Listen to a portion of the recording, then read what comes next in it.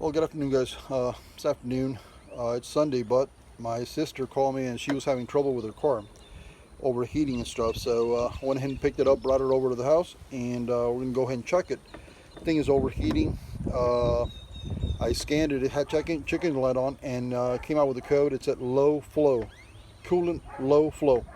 So I'm not sure, but I think it's going to be either a thermostat, a water pump, or maybe the radiator's all full of junk.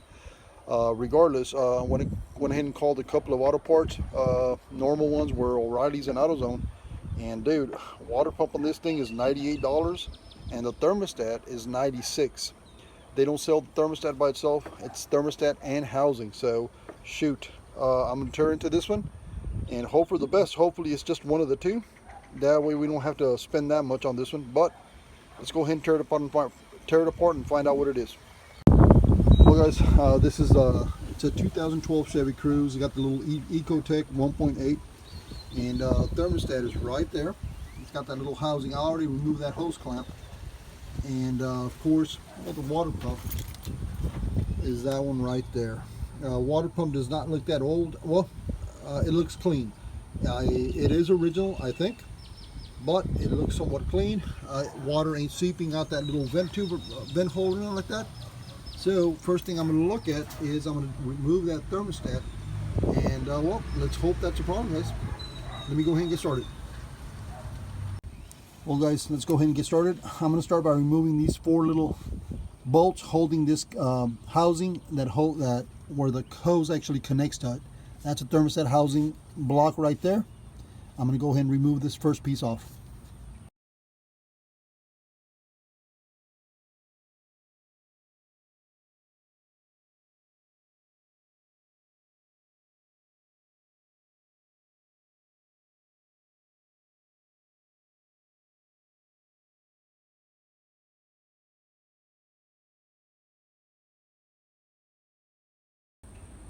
Well, guys, now I know why this sucker is close to $100. Basically, it comes with temperature sensor, thermostat. It's built into the housing. They don't sell the thermostat by itself. And well, I mean, this sucker is not like the ones I've seen in the past on older vehicles. I'm not used to seeing these, but we're going to go ahead and go buy this real quick, and well, I'm going to replace that, test it out, and if everything functions properly, drain the water out, fill it up with coolant, and we'll call it done. If it doesn't, I'll go ahead and jump into the water pump.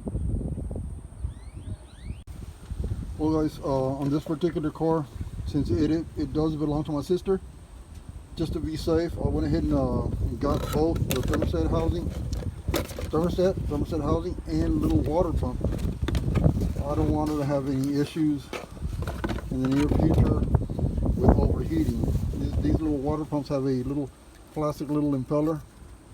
I mean, the car did overheat who knows how many times, so that little plastic little impeller might have gotten cracked. I'm gonna go ahead and replace it, and well, I used the account, and instead of paying $98, which is regular price, I paid $76, I think. And on this one was $96. I think it came out to $72 or something like that. Well, there you can see the thermostat, and this little, I thought it was a temperature setting unit, has like a little cup on the inside. It's a weird looking one, and well, thermostat is built into the housing. So now I'm gonna get this shiny little piece in there, and hopefully this will take care of her issues.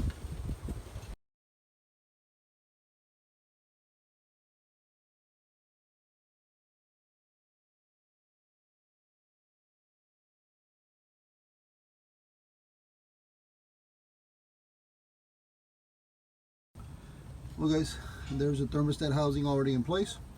Went ahead and got it, tightened up the 10mm bolts, or 4 of them, connected back that little temperature sensor, and installed that hose and tightened up that hose clamp.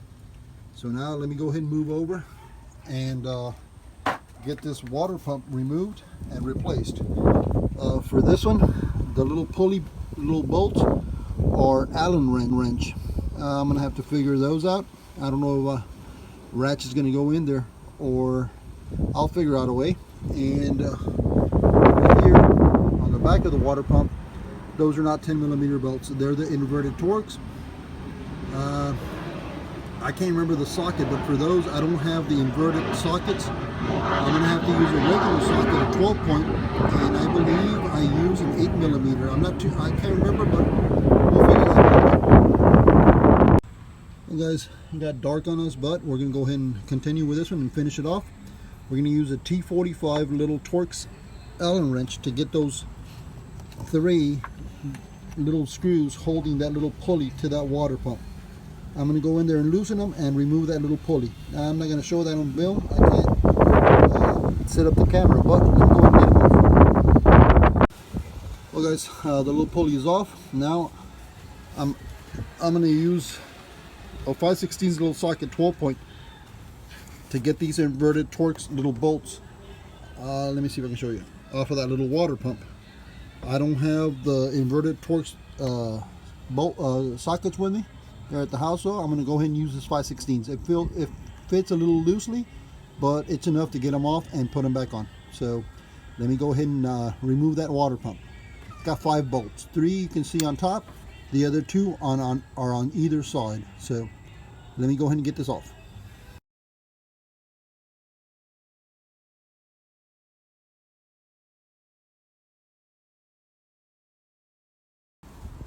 Well guys, the water pump's been removed. It does have silicone, so I'm assuming it's been replaced before. Here's the water pump that we removed. You can see there's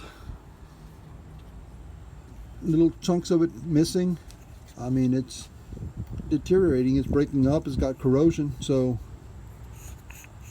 oh look, the little impeller is broken. Alright, this little impeller is broken off, dude. This water pump was doing nothing. So, it's a good thing we replaced it.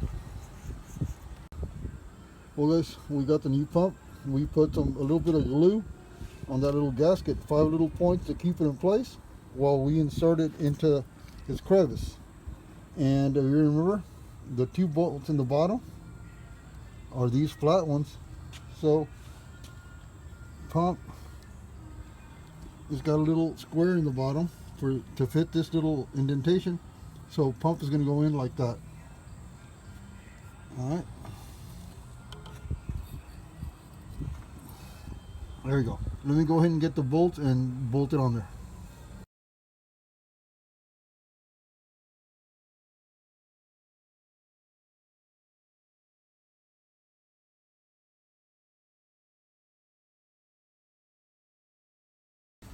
Well guys, water pump is on.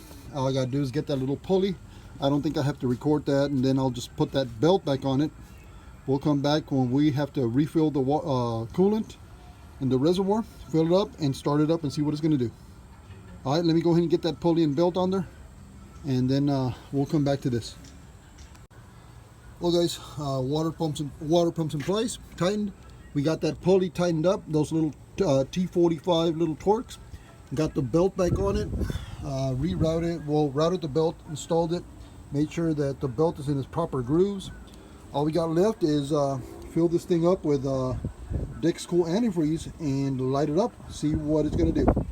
Pretty sure we got the issue fixed. You saw the water pump is completely broken. I'll show it to you before I close the video. And well, let me go ahead and fill this sucker up with coolant and get it up and running.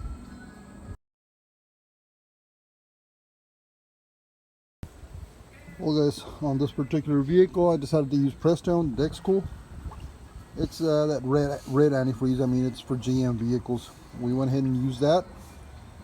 Well, I'm still waiting for this thing to, getting all the air out of the system, making sure that this thing is filled before we crank it over and see what it does. So let me go ahead and continue, guys.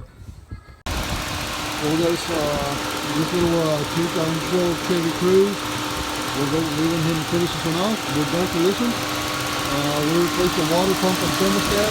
Got that coolant reservoir filled up to the proper level with that screw. And well, I mean, you guys remember this? Let me get you some light. There's the water pump. There's the impeller, completely came off. Well, glad we can get this one done, guys. You guys don't forget, like and comment.